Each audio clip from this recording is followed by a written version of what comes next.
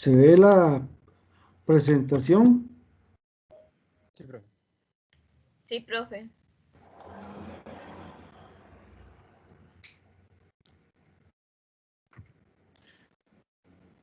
Bueno, estábamos hablando que los enlaces a nivel general en todos los materiales se encuentran clasificados en aquellos que son los primarios o fuertes o principales, que son el iónico, covalente y el metálico.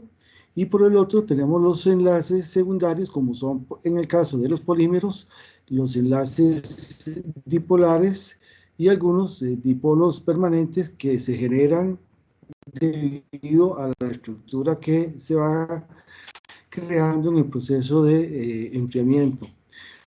En el caso de los enlaces iónicos, para el caso de las cerámicas, digamos, es enlace prevalente, sin embargo, siempre según la posición electroquímica o electronegatividad que nos vimos ayer, los enlaces iónicos están formados por transferencia de uno o más electrones de un átomo electropositivo a uno negativo.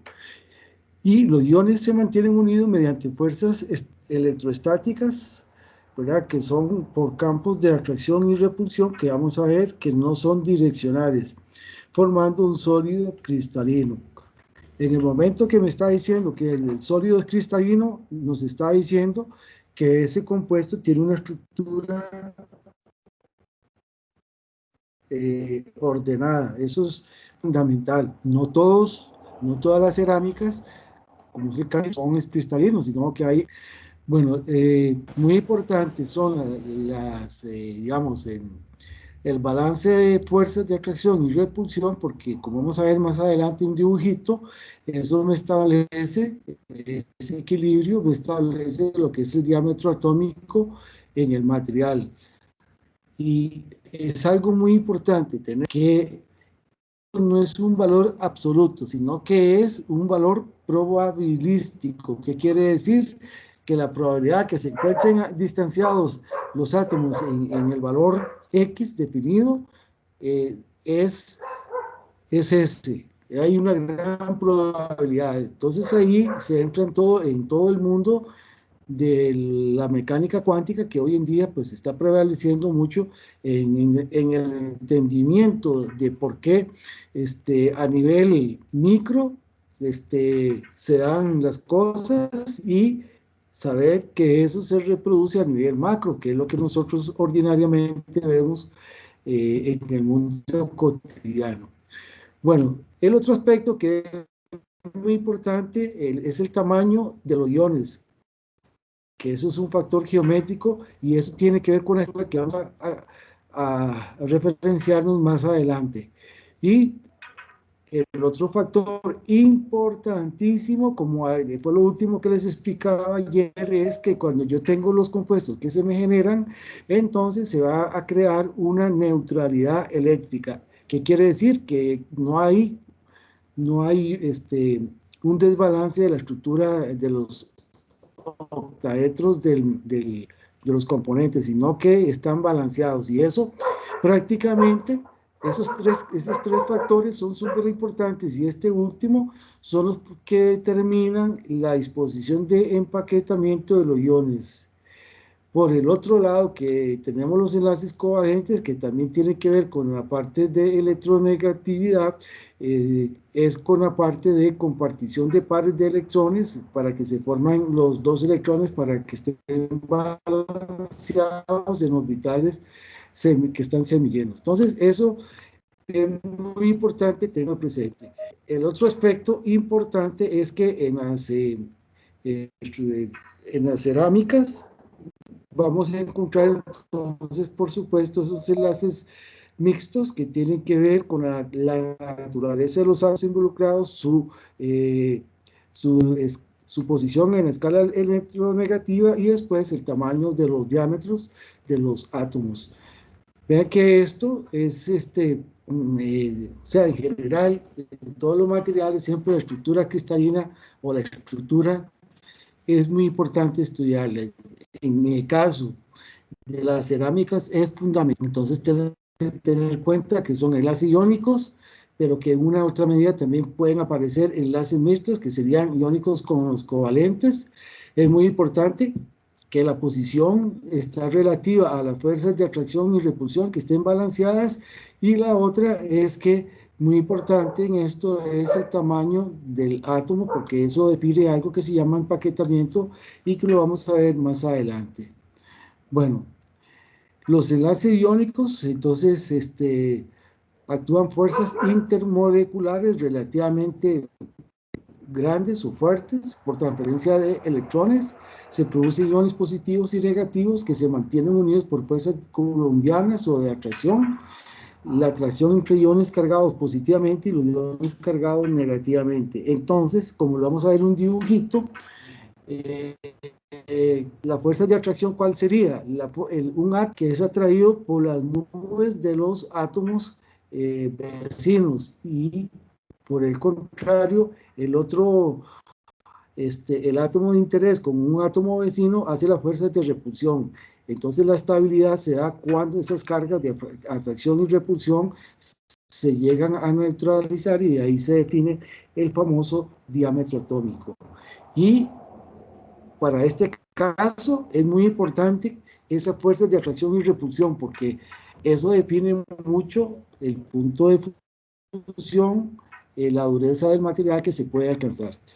El otro aspecto que no sé si lo voy a poder tomar ahora, pero sí les voy a hacer un paréntesis, porque cuando hablamos de materiales cerámicos, como yo les decía, pueden ser los materiales tal cual se encuentran en la naturaleza, pero con los procesos CVD y PVD que hemos hablado, se pueden crear en condiciones controladas en un equipo, en un reactor.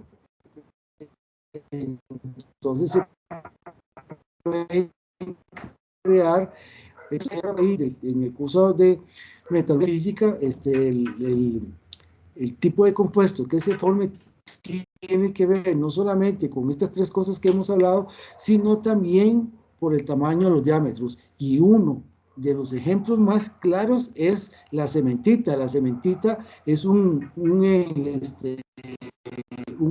compuesto intersticial muy estable, tan estable que la dureza es 63 Rowell C. Eso es un ejemplo típico. Ahí está formado por el hierro, ¿verdad? Carga más 3 y perdón,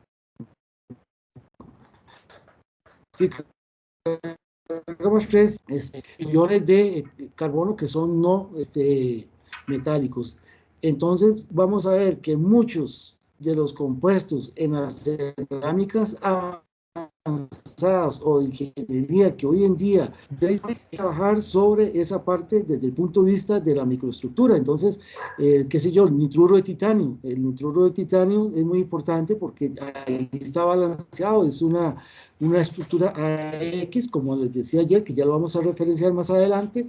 Y algo muy importante, el tamaño cuenta aquí, porque cuando hay una diferencia importante entre el solvente y el soluto, entonces estamos ante la presencia de compuestos muy estables, y aparte de eso, al tener esa estabilidad, son muy duros y son de puntos de fusión muy altos. Cuando veamos una lista ahí, lo vamos a ver más adelante.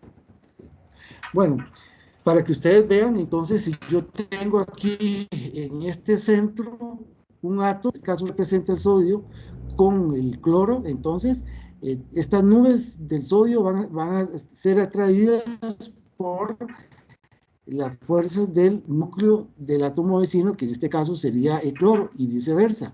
El átomo, todas las nubes que están acompañando al cloro van a atraer al átomo del sodio.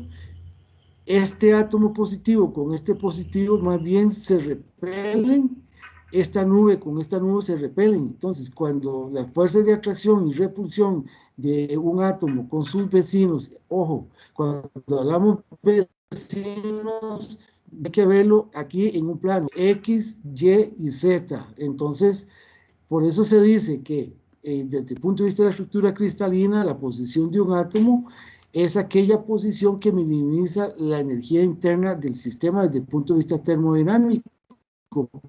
Y ahí es donde se forman los compuestos que en el caso de la sal ustedes ven que es un compuesto muy fuerte.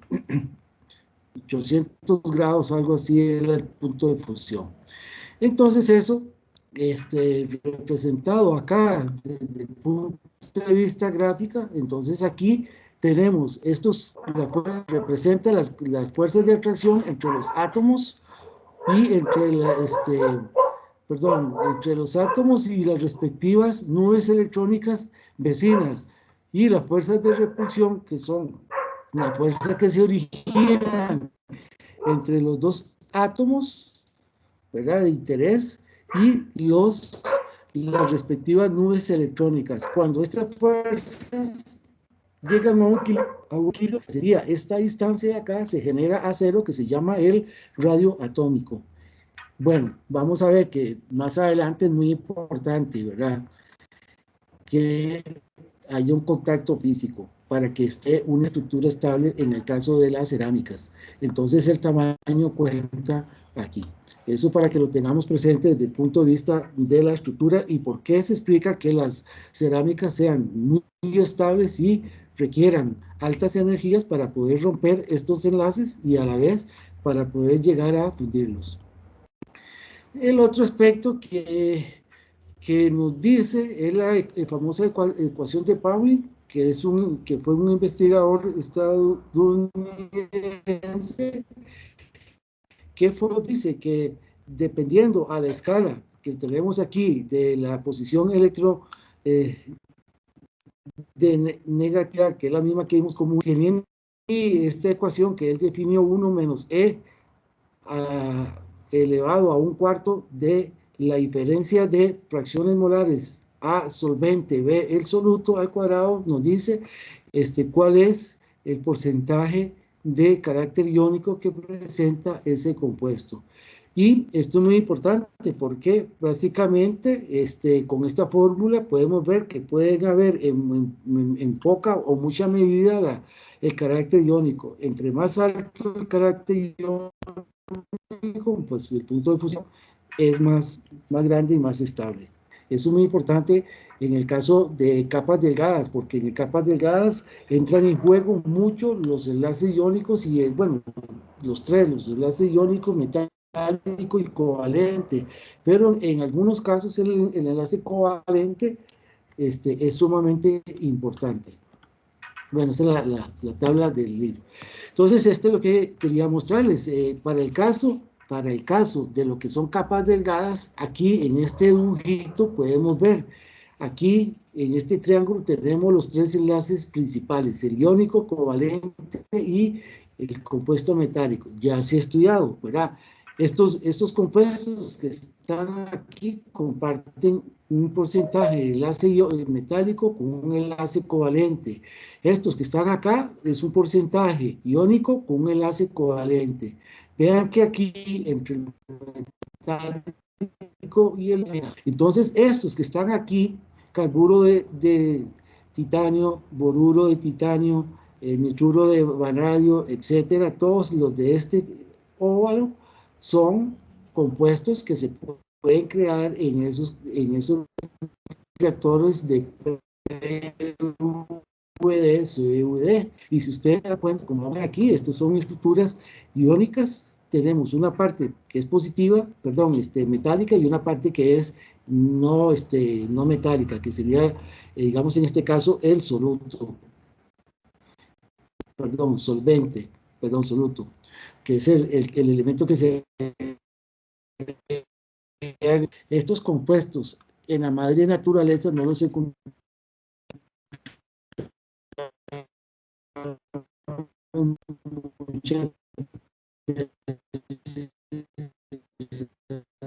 Sí, sino que tienen que ser esos reactores donde se formen estos compuestos. Por el otro lado, tenemos dos grandes familias que prevalecen en estos.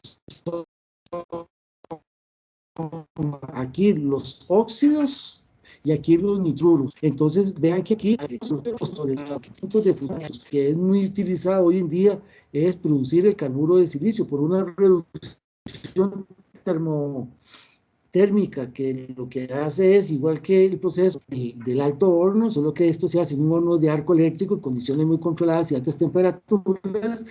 Se agrega la sílice SiO2, que es un óxido natural, este de acá, y se agrega el carbono como un agente que reduce a la sílice y genera este compuesto. Este compuesto tiene gran aplicación hoy en día en muchas cosas, ya sean como recubrimientos o en algunos casos como sustratos gruesos, o sea, materiales relativamente de 1 centímetro más. Estos muchos son para la parte de los injertos que hablan ahí en máquinas y herramientas. Entonces, muchas veces, una cámara que tiene una dureza alta, y si además le hago después un recubrimiento de carbonitruro de titanio, que es otro recubrimiento un poquito más duro, entonces se tienen herramientas de corte excepcionales. El otro que se tiene gran interés, el nitruro de boro, el nitruro de aluminio es uno de los componentes que se forma en los aceros cuando se hace la nitruración. Y después tenemos ya lo que son otros, digamos, materiales que ya sí los encontramos en la naturaleza, la alúmina, sílice, cromita, la circonia, inclusive por aquí debería estar también el óxido de magnesio, que esos son materiales naturales que se encuentran en la corteza terrestre, solo que algunas veces con un grado de contaminación que para ciertos efectos, entonces hay que hacerlos artificialmente. Entonces vean ustedes que estos materiales, por ejemplo, en estos de acá nos dicen una estructura muy parecida a la metálica, tienen una buena adherencia, tenacidad y ductilidad, y los rangos aquí, digamos aquí, de los enlaces que se forman, están entre 110 y 350 kilojulios por mol, ¿verdad? Y por este otro lado tenemos la parte de los enlaces a 700, y acá los iónicos, si ustedes lo ven, es de 600 a 1100. Entonces, comparados con todos los otros dos, son bastante altos. Y aquí nos dice, en estos que son cercanos a los covalentes, que es aquí el material natural por excelencia es el diamante, ¿verdad? Que tiene una estructura amorfa, que es esa una estructura amorfa que se le da el diamante, como vamos a ver más adelante. Es muy duro, muy resistente y una resistencia a altas temperaturas buena. Y por el otro lado, lo que son los materiales duros iónicos, entonces aquí tenemos una alta dureza, muy estables termodinámicamente, puntos de fusión muy altos, dureza muy alta, son muy estables para muchas aplicaciones donde pueden resistir tasas de corrosión bastante muy elevadas y químicamente. Bueno, esta era la gráfica que les decía ayer que hoy le íbamos a ver. Entonces, vean, más o menos el diamante, hago un paréntesis. Aquí, este es un equipo. Aquí voy a explicar un poco cómo es que se hace la medición. Se pueden hacer igual como ustedes lo han visto en el curso de laboratorio y teoría de la parte de las aleaciones metálicas. Entonces, el típico no vamos a usar ni el C, ni el ni cosa parecida así. La capa en estos materiales es tan delgada que entonces se destruye. Aquí en algunos, no en todos, se utiliza el indentador Vickers. Otro parecido al Vickers es el NOP, ¿verdad? Que también es una pirámide, solo que en este caso tiene 4 caras iguales, aquí 2 y 2, ¿verdad? Y el otro que se ha desarrollado es el Berkovich, que es otro equipo. En estos estamos midiendo por fórmula. Acuérdense, fuerza entre área impresa nos dice el valor Vickers. En este otro caso, lo que es el micro o nano indentador, que es un equipo totalmente diferente, ¿verdad? Dice se mide la dureza y el modo elástico en las capas delgadas o compuestos muy duros, ¿verdad? A través de la profundidad de penetración. Solo que aquí el proceso no es una carga muy lenta, sino es una medida relativamente dinámica que está representada acá. Ya les explico cómo es. Entonces, el nanoindentador es, bueno, una mesa donde coloco la muestra XY para mover el área expuesta al microscopio, que es donde yo voy a analizar un punto específico. Aquí está el indentador y en este caso es un sistema electrónico, ¿verdad? Que viene acá con una computadora que controla la velocidad a través de una fuerza de inducción, o sea, por un campo magnético se hace la inducción, entonces hay todo un sistema electrónico para medir, como les decía la otra vez, el desplazamiento. Entonces, la gráfica que tenemos es una gráfica en la cual se aplica la carga a una cierta tasa o velocidad. Luego se retira y entonces, en este caso, cuando llega a la fuerza máxima, ¿verdad? El material para recuperar por efecto de la carga que se aplicó, se regresa por esta curva. Y entonces este valor HR residual nos dice en profundidad en micras o en nanómetros, depende de la escala que se utilice, el valor de la dureza, que es W, la carga máxima, entre 26,43, este valor que es el H residual que queda o sea, lo mismo, esto entra y se regresa y queda una profundidad que es esta profundidad que se mide. Es algo no igual, pero es parecido como la dureza Rowell. Acuérdense que la dureza Rowell primero hace una pequeña incisión, después con la precarga, después se aplica la carga, hace una incisión grande y cuando se regresa y se retira la carga, entonces la diferencia entre la precarga y la carga es la que nos da el valor de dureza. Algo parecido es esto, solo que en las cerámicas hay equipos ya más especializados para medir la dureza. Bueno, entonces aquí eso es lo que yo les decía, se hace una pequeña incisión, después regresa y queda una altura de la huella ahí, dejada. Entonces, en el caso de las cerámicas, y ustedes tal vez ya lo han visto, tal vez en algunas publicaciones, muchas veces no se da el valor de la dureza con esa escala Vickers, bueno, la Brinell aquí no aparece, ni tampoco la Rowell, aparece la Vickers, y entonces el equivalente, para que ustedes lo tengan presente, en esta transferencia nos dice, que lo marqué aquí en verde, 10 gigapascales en esa escala de dureza que hablamos, equivale a más o menos 66, 67 Rowell C. Eso es un acero totalmente endurecido, lo más duro que se tenga.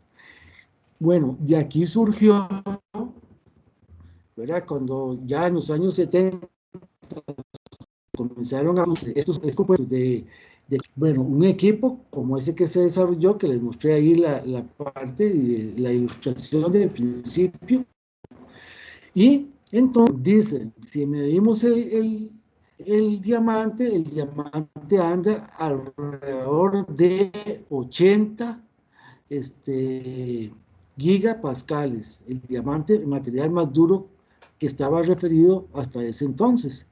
Entonces, entre 39 y 40 se dice, todos los materiales que estén entre 10 hasta 40, se dice que son materiales duros, estos de acá. Entonces, carburo de boro, el que les decía, carburo de silicio cristalino, el boro, el silicio, el nitruro de aluminio, la zirconia con un estado alotrópico, la alúmina cristalina, el nitruro de silicio cristalino, esto es un compuesto intersticial, el nitruro de titanio, el óxido de boro cristalino, y aquí en el límite tenemos el boruro de titanio. Y se pone aquí como referencia porque ese es uno de los materiales que se conocían desde antes. ¿Por qué? Porque se logra producir de otros métodos que no son estos de capas delgadas, claro, que se hacen ahí. Pero lo interesante es que este material se conoce mucho porque en fundición se utiliza como un refinador de grano. Entonces, de punto de fusión relativamente altos, que a 660, 700 grados que se tiene el aluminio, se agrega esto, y estos sirven como semillas, como gérmenes, para hacer lo que se llama el proceso de refinación de la estructura granular. Y entonces tenemos aleaciones de aluminio con una estructura de grano muy pequeña y, por supuesto, mejores propiedades mecánicas. Entonces es una práctica común de fundición. Ese era como el punto de referencia. Todos estos se les llamaban materiales duros. En algún momento alguien pudo desarrollar el nitruro de boro cristalino y se encontró que anda alrededor de 55. Y entonces, para distinguirlo, que tiene una dureza más alta que los materiales duros, a estos que están sobre 39, 40 gigapascales, se clasifican materiales súper duros, y muchos de los procesos de los desarrollos de hoy en día son estos que estamos por acá. Con quiero ver que mucho de la tecnología de hoy en día de capas delgadas es parte de lo que llamamos cerámicas finas, cerámicas de ingeniería.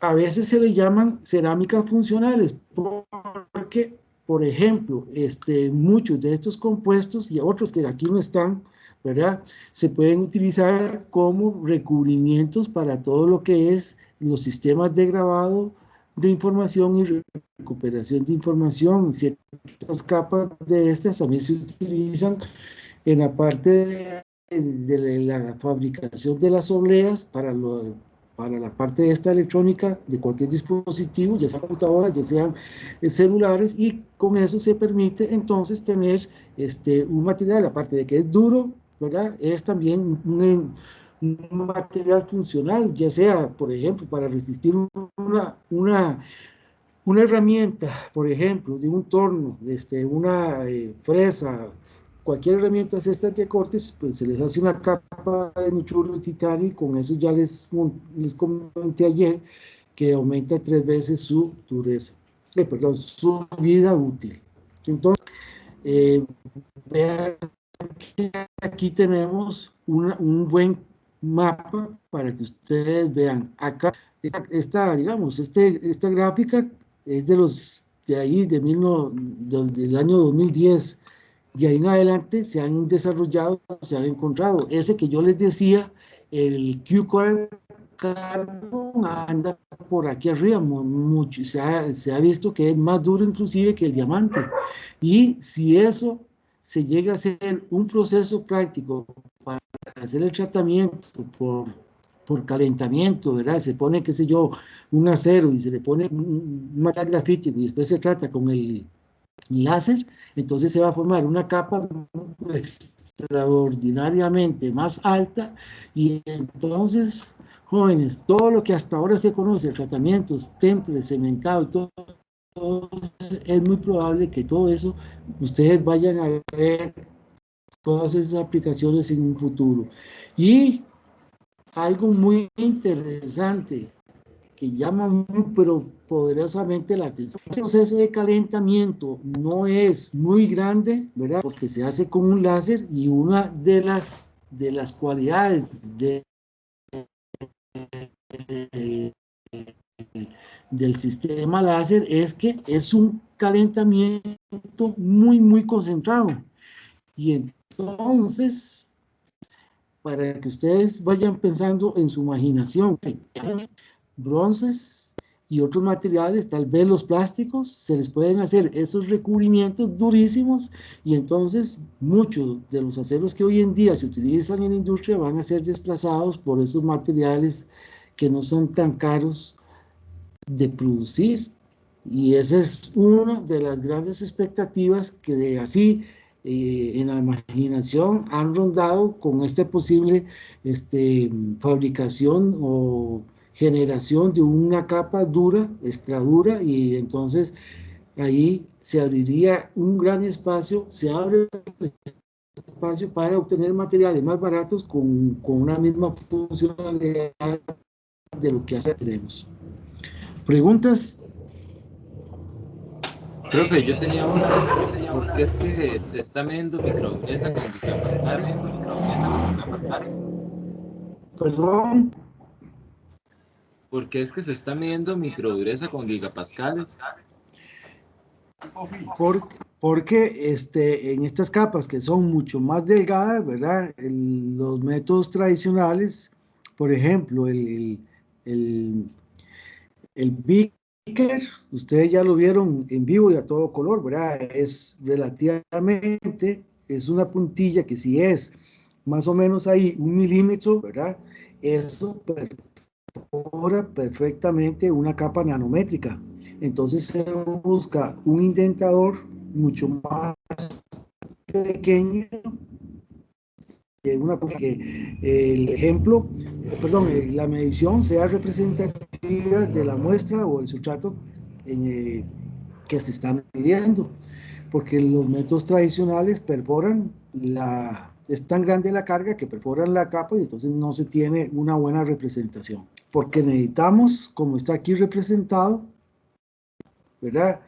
Que dentro de la capa haga esto, la incisión, y después se regrese por el efecto de recuperación del material.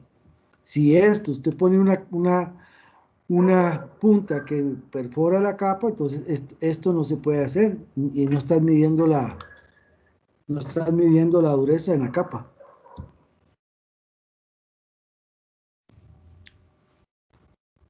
¿Estamos bien?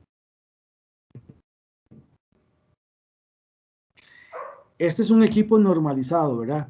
Y son equipos de laboratorio, no son portátiles ni nada de eso. Tiene que haber condiciones muy controladas, inclusive donde se ponga el durómetro o microdurómetro o nanodurómetro, tiene que ser en condiciones muy controladas, porque esta punta es tan pequeña que cualquier movimiento de la mesa o del equipo se echa a perder.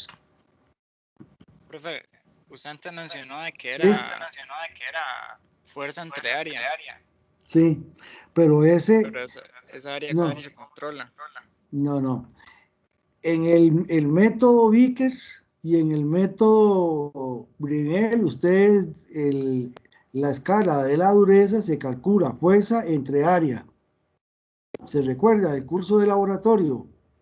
Entonces, en este caso, cuando yo tengo un microdurómetro Vickers, yo lo que hago es poner la carga, 10 gramos, 30 gramos, 300 gramos, ya la sé.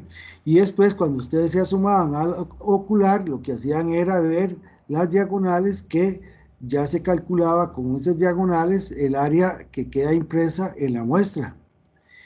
Este equipo no lo hace así. El equipo lo que hace es primero una incisión a una cierta velocidad, hasta una carga máxima. Y después que llega a la carga máxima, el equipo se hace el efecto de recuperación, ¿verdad? Estamos en el rango elástico y entonces el material viene y hace esta otra curva.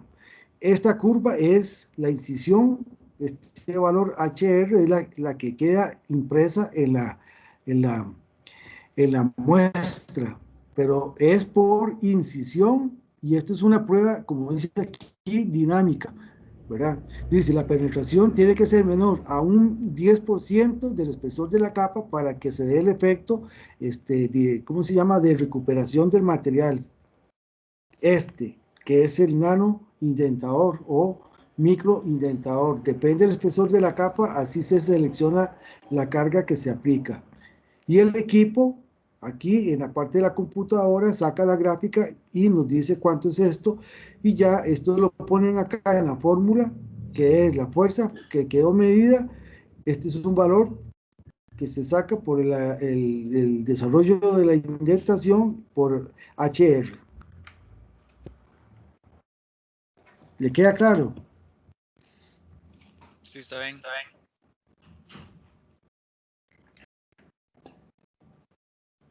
Bueno, hay una muchacha que está haciendo el doctorado aquí en la escuela y ella estuvo en Japón el año pasado y parte de lo que ella está desarrollando, hizo muchas mediciones en un equipo de estos, ¿verdad? Son equipos, digamos, de última generación.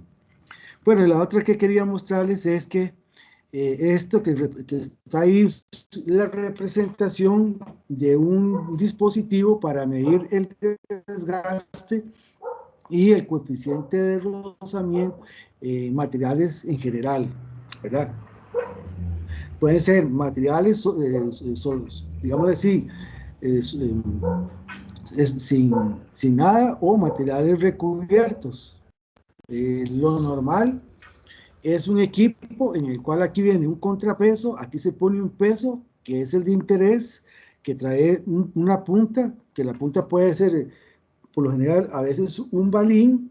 Entonces, si ustedes se dan cuenta, este es el eje, sobre este eje se sostiene la carga por un momento flector, y aquí este disco que está acá está girando, ¿verdad? Entonces, lo que se hace es ponerle una carga y después de un número de tiempo ahí, un número de horas o días, entonces se puede, primero que todo, la muestra es una muestra ASTM, una muestra normalizada o estandarizada. Esto, se me olvidó decirlo, este es un diseño según la ASTM. Y entonces aquí se pesa la muestra antes y se pone a trabajar un número de horas según es la norma, y después se pesa la muestra otra vez. La muestra se lleva a un microscopio donde ya el microscopio es específico para ver la huella que queda debido a la acción de la carga y el perfil que tiene. Con eso entonces se estima el desgaste y el coeficiente de rozamiento para un sustrato o un sustrato que ha sido recubierto con algún proceso, ya sea tratamiento térmicos de estos de cementado o temple, o bien un recubrimiento de capas delgadas. Ahora, como está aquí representado, esto está una cámara cerrada. Esto se puede hacer abierto al medio ambiente, o bien yo puedo simular aquí en esta entrada algunos gases para crear una atmósfera X, y también puedo tener aquí un sensor para ponerle aquí un control de la temperatura, y entonces con esto puedo tener una cámara ambiental controlada. Entonces no solamente se hace digamos así, a presión atmosférica, a condiciones atmosféricas, sino que se pueden hacer condiciones controladas. Esta es una prueba cuando hay todo lo que son cerámicas duras. Esta es una prueba que se hace para medir el coeficiente de rozamiento y la tasa de desgaste de ese material. Esta es una prueba normalizada ASTM.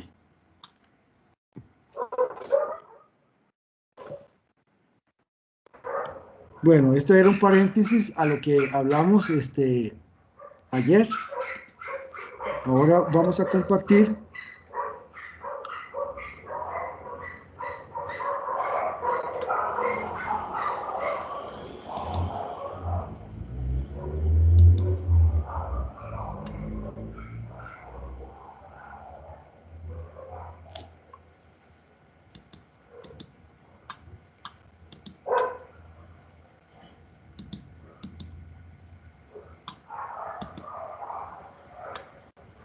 Lo que estábamos ayer hablando. Entonces, bueno, eso de la dureza ya les hice la ampliación para que ustedes lo vean. Entonces, en cerámicas algunas veces se utiliza el Vickers, y más o mejor es el para la parte de cerámicos, porque el efecto de la huella es más adecuado, para decirlo de alguna manera. Algunas cerámicas, como lo vamos a ver más adelante en los temas que se van a ir desarrollando, cuando yo hago un elemento compactado, que les hablaba la otra vez, ¿verdad? Se procesa todo el mineral, se granula o se lleva el estado de un polvo, ¿verdad? Se compacta y ese material compactado pues se somete a un tratamiento térmico a alta temperatura, que es lo que llamamos una sinterización. En ese proceso de compactación muchas veces van a quedar poros entre granos. A mayor tamaño de granos, pues más poros van a quedar. Entonces, cuando se hace el tratamiento térmico, en el proceso de crecimiento de la estructura, que lo que hace es un proceso donde están las fronteras de grano, ¿verdad? Entonces hay una difusión química de un grano al otro y del otro grano al primero.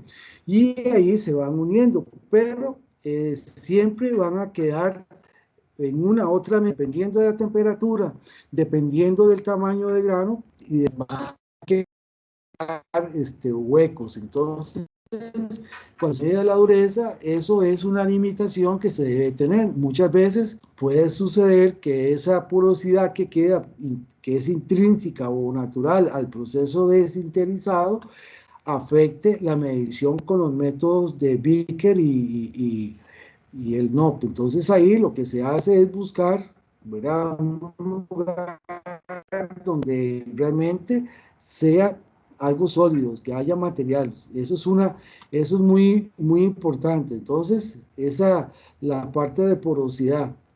Luego, bueno, la fase intergranular.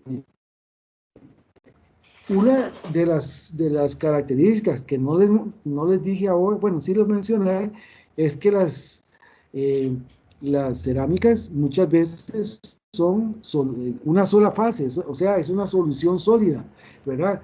Solución sólida, como dice el nombre, es una solución en el cual están mezclados homogéneamente los átomos solventes, y yo no puedo identificar quién es el solvente, que es el soluto. Lo que veo es una zona uniforme, homogénea, que es el compuesto que se formó. Entonces ahí es muy importante tener presente que eso que vamos a medir es muchas veces un material homogéneo. Claro, hay ciertas cerámicas que pueden ser heterogéneas, o sea que ustedes pueden encontrar dos fases. Lo normal, cuando son tratamientos térmicos muy bien desarrollados, además de una muy buena preparación previa de todo lo que es la materia prima y después el proceso de conformado, también influyen. Entonces, cuando se hace la compactación, una cualidad, si yo tuviera un material completamente denso, sería 100%. Entonces, cuando me dice que es un 80 o un 90%, lo que me están diciendo es que si es 80, ahí queda un 20% y un 10% de porosidad. Y hoy en día con otros métodos, esto puede ser que se acerque, no que llegue a ser 100% denso. Entonces, una cualidad que les digo a ustedes es 90% denso, quiere decir que hay un 10% de porosidad.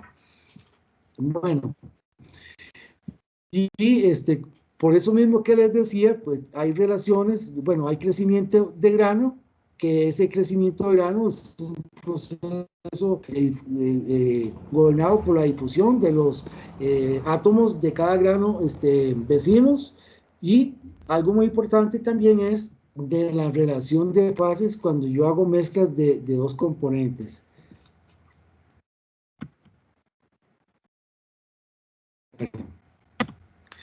Bueno, otra propiedad que es importante es que se hace con una probeta normalizada, ¿verdad? Es el ensayo de flexión. ¿Por qué es importante hacer el ensayo de flexión? Porque, como ya lo mencioné en algún momento, si el material es muy duro, es muy frágil. ¿Qué quiere decir frágil? Frágil tiene o está referido a que si un material tiene internamente defectología, ¿verdad?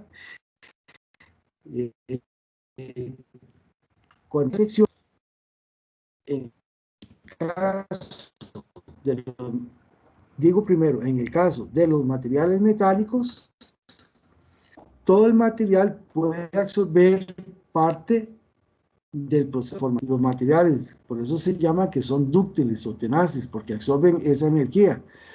En el caso de la cerámica, si ustedes lo pueden ver con un vidrio, si yo lo doblo un poquito, se quiebra rápidamente. Apenas se forma una imperfección, esa grieta se va rápidamente. El material, la masa que circunda ese inicio de esa falla, no absorbe ninguna energía. Entonces, una forma de valorar esa fragilidad es haciendo una probeta de sección rectangular. Aquí están de 5x4 y 45 milímetros de largo, y se aplica una fuerza.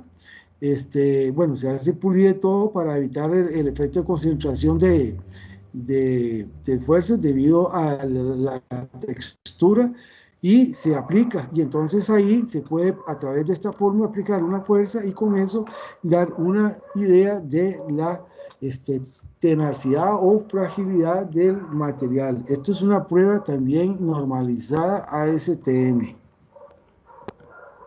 Entonces, muchas veces la gráfica que se obtiene es algo así, ¿verdad? Inicialmente hay un punto hasta el cual es proporcional, que es la región elástica, y después de ese punto que se genera el deslizamiento de átomos respecto a otros, ya ahí el material no es tan tenaz, y la grieta que se origina se mueve rápidamente, y entonces el área que es la parte de la región plástica que nos dice qué tan tenaz es un material, pues o es muy pequeña o es cero. Esa es una cualidad de las cerámicas. ¿Y qué afectan a esos materiales? Bueno, se ha visto, por lo que les comenté ayer, la composición química. Entonces, la única cerámica en la cual se ha visto un poquito de tenacidad es la zirconia, que es digámosle así, el óxido que se ha logrado ver, inclusive como de la prueba de fatiga, se ha visto los escalones que se generan, igual que en los metales, y algunos plásticos también presentan ese comportamiento. Acuérdense que la fatiga no se lleva de un solo golpe, sino que conforme se van teniendo los esfuerzos oscilantes en el tiempo, entonces esas marcas de playa se van viendo como escalones que en un microscopio de altos aumentos se puede evidenciar. Ahí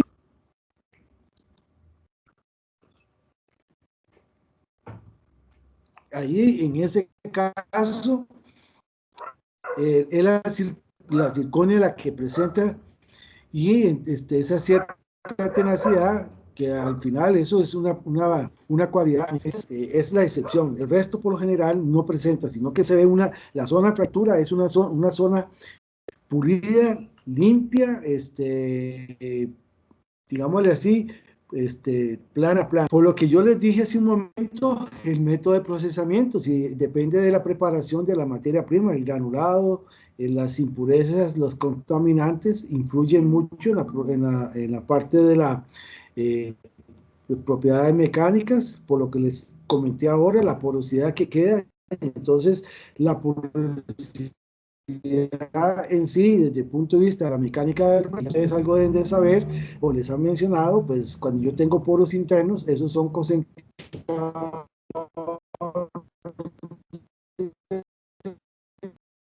fuerzas, y entonces ahí es o más fácil que se vaya a crear una grieta de dislocación grande y se rompe.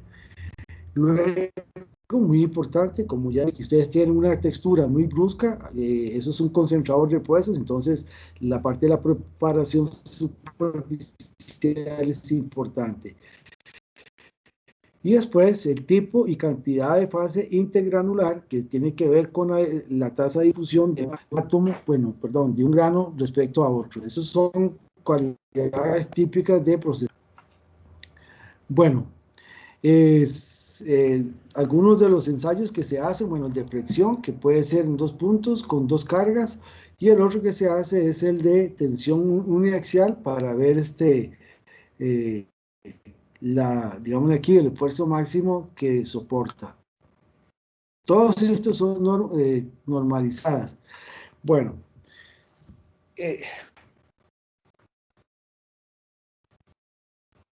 de lo que se llama tenacidad fractura. Y si no, pues les comento lo siguiente. Allá en los años, en la década de 1940, hubo un evento muy importante cuando en un puerto había ahí, por decirle de alguna manera, estacionada una torpedera, y un día cualquiera comenzó a sonar un gran ruido como una explosión. Cuando salieron a ver la gente que estaba por ahí, que era la Marina de los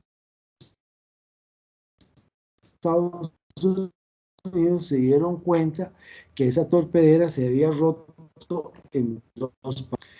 Entonces contrataron para que hiciera un estudio y pudiera explicar qué es lo que había sucedido. Bueno, este señor, que fue el pionero del concepto que se llama tenacidad fractura y se representa con el K1C, así como está ahí, es un concepto que nació ahí.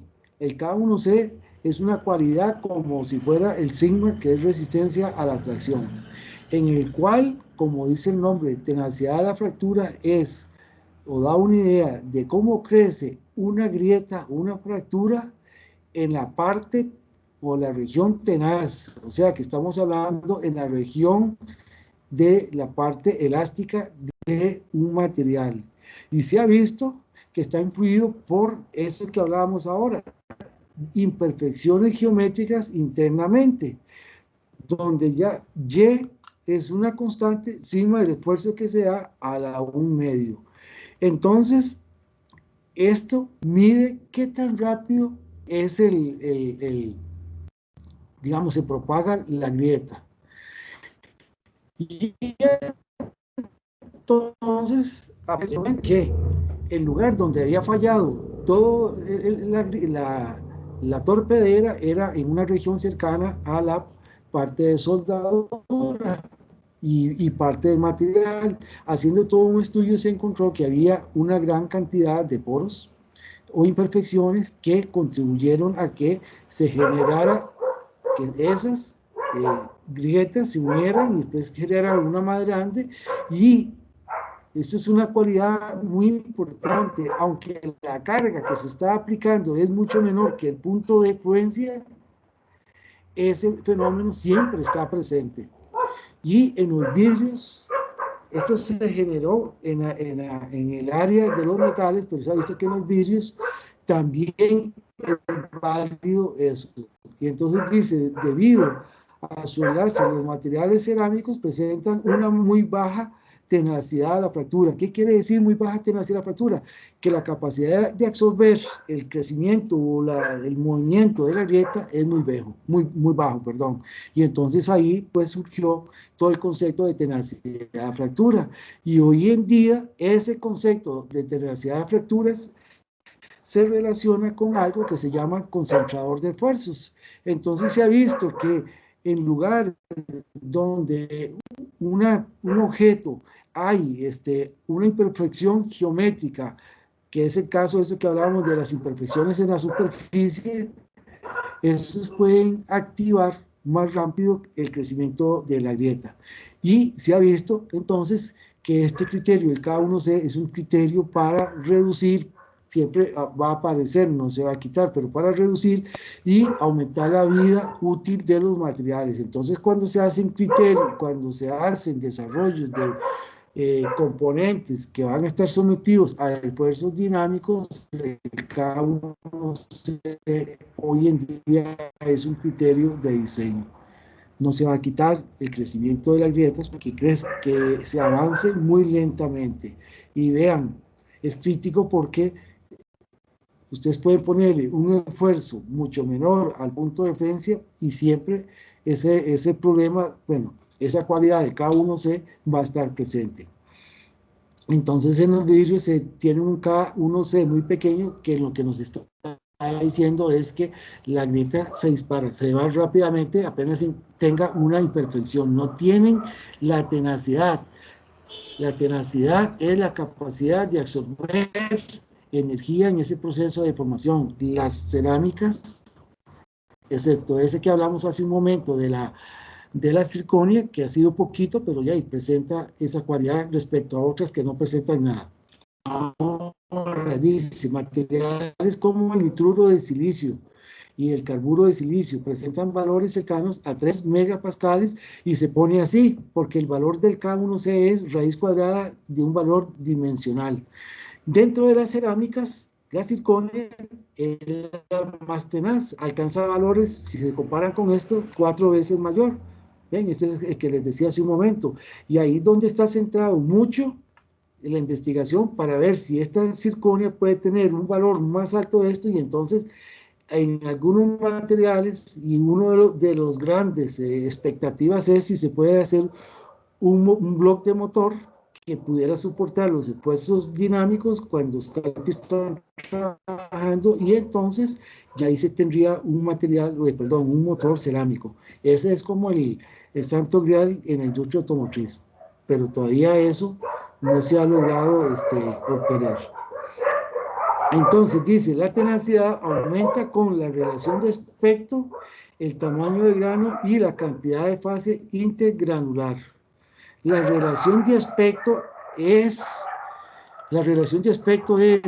cuando se hace una relación entre la parte más gruesa, la sección más gruesa, y la parte más delgada de un material, que está relacionado con el concentrador de esfuerzos que se llama el K1C. Bueno, entonces dice, la es medida por medio en el caso de esto, a través de la indentación del Vickers, con esta fórmula que sería omega, que es un factor de proporcionalidad, que sería el módulo de ion, después tenemos el HV, que sería la dureza, esto raíz cuadrada, multiplicado por P, que es la carga aplicada, y C, el radio de la grieta que se tiene. Entonces vean que aquí, esto son las grietas que se generan en el ensayo de microdureza. Eso es una forma que se ha desarrollado para las cerámicas. Bueno, hay otros métodos, igual para los metales, ¿verdad? Igual para los metales, hay, nosotros no lo hacemos. Cuando hablamos de los ensayos mecánicos, la teoría, por lo general hablamos dureza, tensión, torsión, fatiga e impacto, pero para efectos de desarrollo de un elemento bien, entonces hay una probeta que consiste en esta, una probeta que tiene un área, o bueno, digámosle así, un lado por otro lado, que es rectangular, y se le hace a propósito aquí una incisión, y se pone aquí, se amarra acá, o se sujeta acá, y aquí lo que se hace es cómo se va haciendo el desgarre. Es muy importante la forma que se le haga aquí en el fondo, si es redondeada o es, digámosle, a 90 grados, porque cuando se hace esto, esa forma que tiene aquí de inicio de la que propósito, tiene que ver mucho con el avance de la fractura. Entonces, esta es una probeta según el procedimiento Baker. De los metales es otro, ¿verdad? Eso es una cualidad muy importante en mecánica de materiales cuando se hace diseño para estructuras que van a estar sometidos a cargas dinámicas. Entonces, dice, en este caso, el K1C del material igual a las variedades geométricas, P, que es la carga que se va a aplicar, y B, que es el diámetro de la probeta Baker, y W, dice, la longitud de la probeta, de acá para acá, de la probeta, a 0,531B. Ya estos son ensayos normalizados cuando queremos hacer ya en el laboratorio una carga. Bueno, igual podemos hacer un análisis al microscopio, ¿verdad? Y podemos ver el tipo de fractura. Si ustedes ven acá, el tipo de fractura es muy liso, indicándonos que prácticamente a mayor carga en los materiales, por lo general, el movimiento rápido se da movimiento rápido de una fractura muy lisa, y aquí más o menos se ve. Esto es importante tenerlo presente para que hay estudios también en eso. Bueno, aquí es una fractura transgranular y este es intergranular. Inter, que se rompen los granos por acá, lo corta. En el otro es que se va alrededor de los granos. Bueno, esto es lo que, conociendo todo esto, por es que es lo que se busca hacer el dopado. El dopado es como hacer una aleación, una mezcla de componentes cerámicos para ver si este efecto se puede reducir, que en el caso de las cerámicas a base de circonio, pues ya se ha logrado algún avance, como ustedes vieron en el ejemplo numérico. Bueno,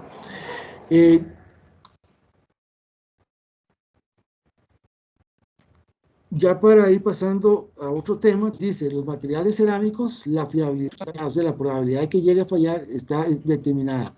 Digamos, los defectos intrínsecos que son propios, característicos de ese material, son, bueno, ya lo que hablamos aquí, los bordes de grano, los puntos triples, se refiere a 3 granos juntos, no sé, aquí no se va a ver, verá, si aquí hay un grano, aquí hay otro grano y otro grano, entonces el punto triple es este hueco que queda de la unión de los 3. Eso es muy importante en el caso de la cerámica, porque al final es un hueco y por eso tengan menos de que lo dejen ahí muy, reducir ese punto triple, que es cuando 3 granos están cercanos unos con otros.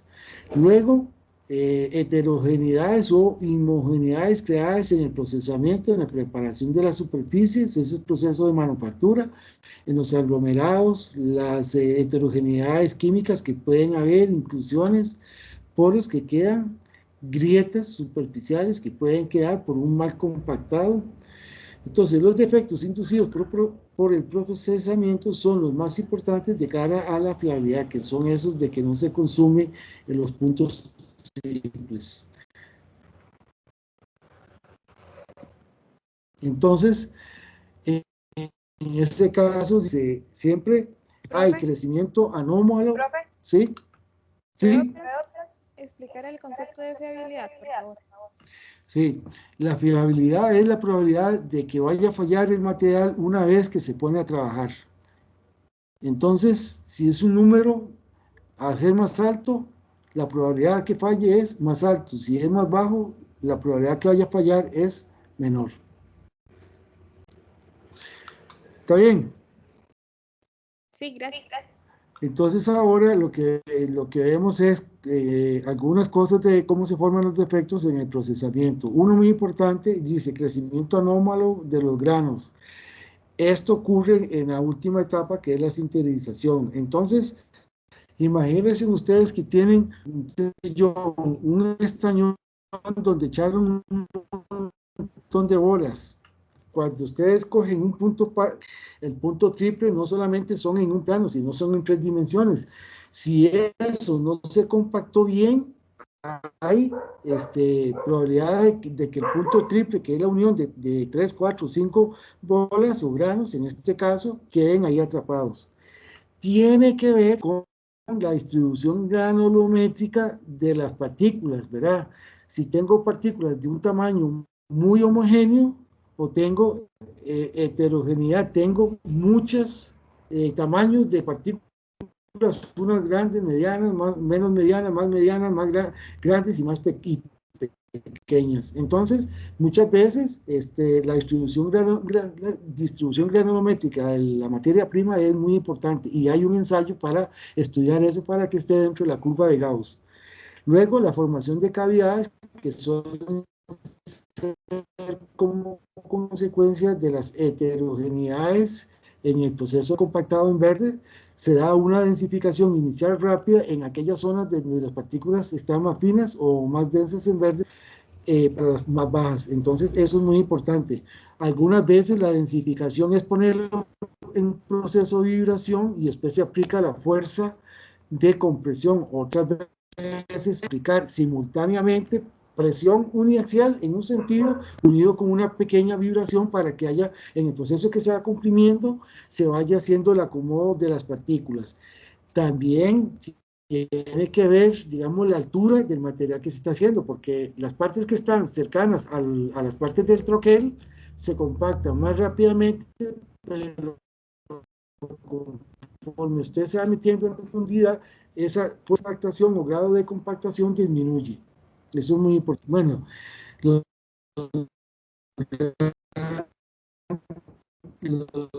grandes huecos, ¿verdad?, que suelen tener origen en descomposición en partículas extrañas que no son de la misma naturaleza.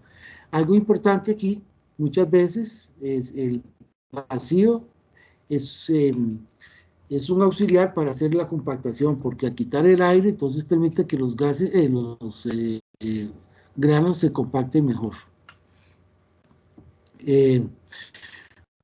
Bueno, ya los defectos, algunos pueden dar su resultado,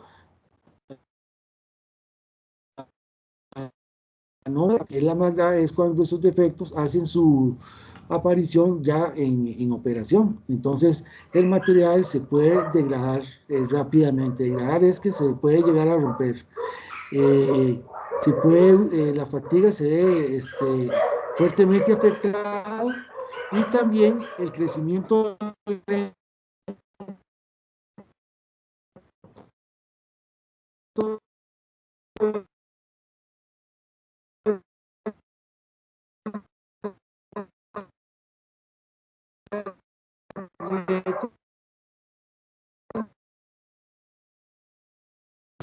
el papel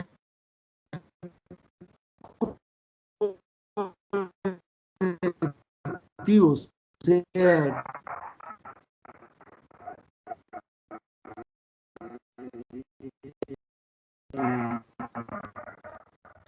los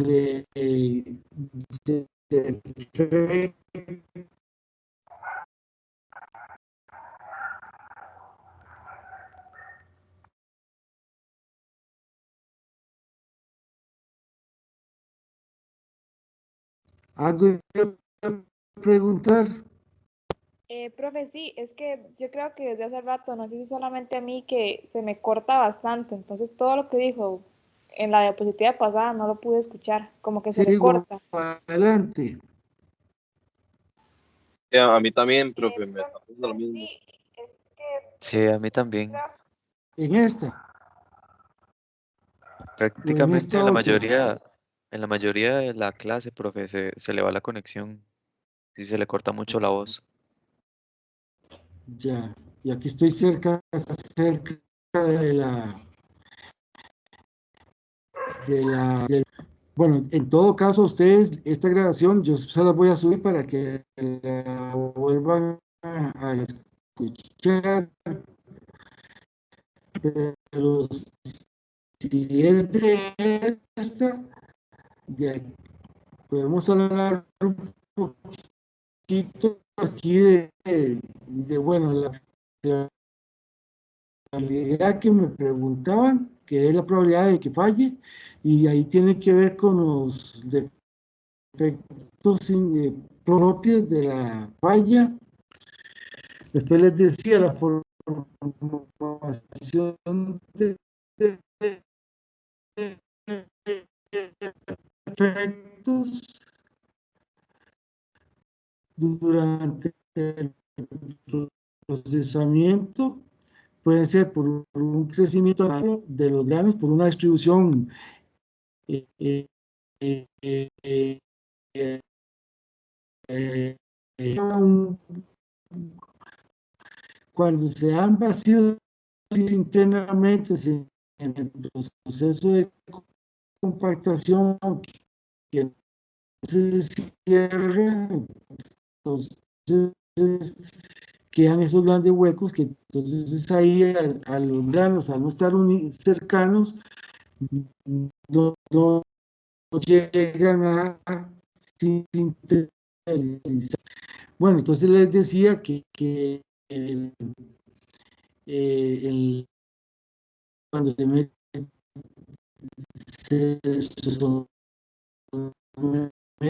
meten a altos ciclos, rápidamente avanza la grieta, y cuando hay crecimiento lento de grietas, porque esto es cuando se pone sobre la pieza. Bueno, esto no es meterlo, pero este es más o menos uno que se ha desarrollado que se llama Thor Weibull. Una aproximación probabilística de falla sería esto, que es 1 menos al exponencial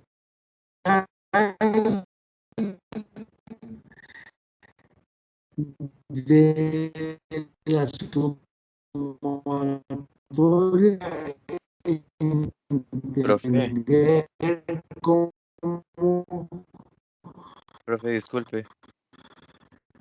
sí, Profe, vieras que realmente no se le entiende nada de lo que está hablando hace varios minutos. Y creo que de igual manera, si la grabación tienes, o sea, si tienes mala conexión, igual la grabación va a quedar cortada. O sea, la voz no se va a sí, poder comprender.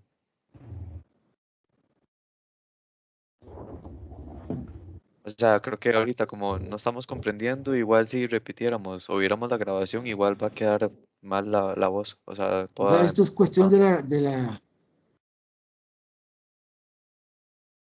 Sí, sí, es un problema de conexión, profe, lo entendemos. No, no pasa nada. Nada más es para que sepa que realmente sí, no se le está entendiendo muy bien. O sea, hay momentos en sí. los que sí se le entiende Usted bien sabe y que hay momentos en que no. se escucha un poco lento lo de ustedes. Ya, sí, ya esto es de conexión porque yo no puedo hacer más. Lo que voy a tratar es de ir un poco más lento para que ustedes puedan tener, bueno, algo ahí de, de tiempo para ir escuchándolo. La opción que se queda aquí es hacer esta clase un poquito más tarde para que haya una mejor conexión, que fue lo que hicimos el semestre pasado. La primera hora, ¿cómo es? Digamos, a partir de las 5. Profe, es que, bueno, en mi caso, digamos, hay partes en que sí se le escucha y otras que se le pega. Digamos, hay momentos en que sí se le escucha bien, pero otros no. Sí, O, profe, no sé si existe como, tal vez que usted dé como la clase desde el TEC, que tal vez haya una mejor conexión.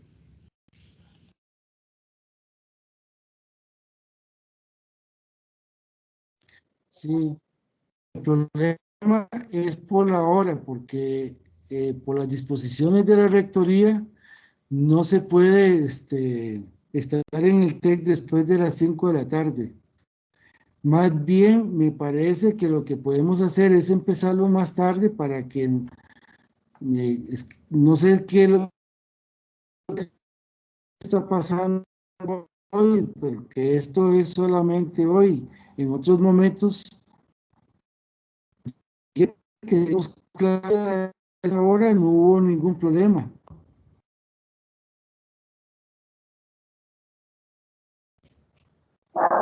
De hecho, yo siento que las clases pasadas, o sea, se han escuchado hoy todo bien.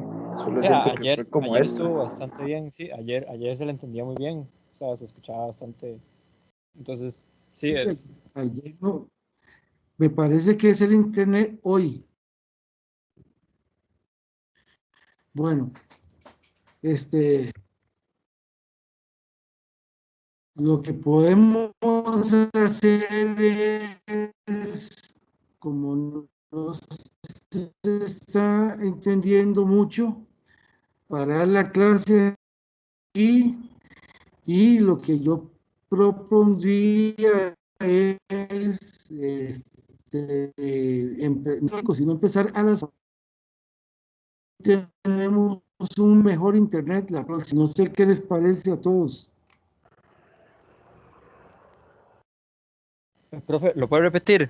¿Qué fue lo que dijo? Sí, bueno, que como no están escuchando mucho, para no hacer doble trabajo, parar la clase aquí.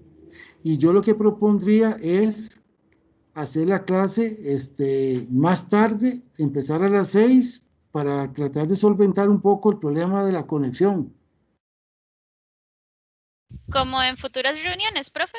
Sí, pero eso, Pero, eso queda que ustedes estén de acuerdo.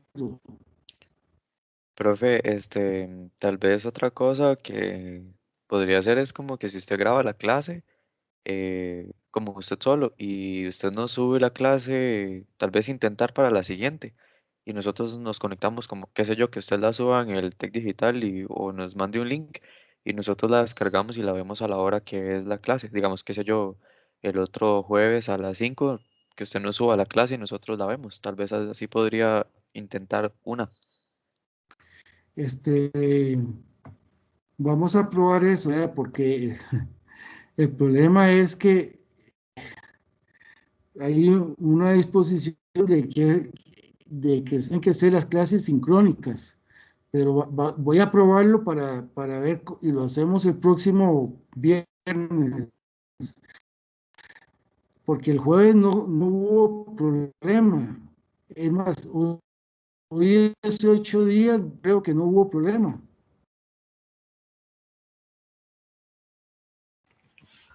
Profe, y tal vez si reinicia el router, Él, tal vez si reinicia el módem. sí, pero es que no puedo hacerlo en este momento, porque si hago todo eso se lleva tamaño rato. Lo que lo voy a hacer es para la próxima vez, antes de empezar la clase, hacerlo otra vez. Lo que voy a hacer es que lo que queda de la clase la voy a grabar y se las voy a subir a ustedes ahí. Vean, no sé si me escuchan bien, pero estas clases cuando quedan grabadas son demasiado pesadas y eso es una limitación en el TEC digital. Entonces la única manera es que ustedes después entren otra vez aquí a equipos y bajen ahí en material, porque ahí es donde le voy a dejar yo grabada la clase. Sí, profe. Me parece que podemos ver la otra semana si seguimos teniendo el problema de conexión hasta ahora. Pero sí me parece bien que lo que resta de la clase usted lo grabe y nos lo suba. Así tal vez es más fácil para nosotros. Sí, está bien. Entonces, quedamos por aquí y yo les voy a subir, bueno, sigo aquí yo, bueno, no la puedo grabar acá, se los grabo mañana en la mañana y se los subo ahí aquí al Teams para que todos la bajen. Ok, profe, muchas gracias. Muchas gracias. Bueno, muy bien. Perfecto, profe, por allá.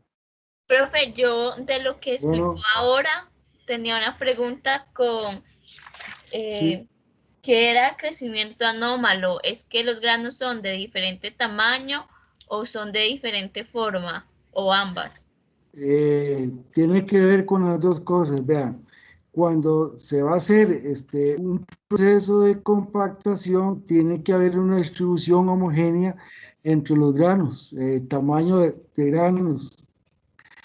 Cuando hay mucha, digamos, una distribución no de Gauss, entonces los vacíos que se generan van a ser muy grandes y entonces eso, cuando se hace el tratamiento térmico, una condición es que los granos estén en control. Eso no se da, entonces ese es el efecto anómalo que se puede.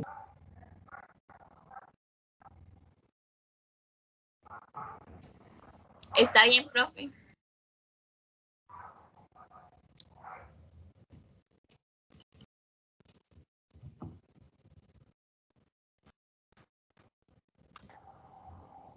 Bueno, entonces vamos a parar acá la clase y yo termino, que son como unos minutos, y después les subo los dos videos y me dice cómo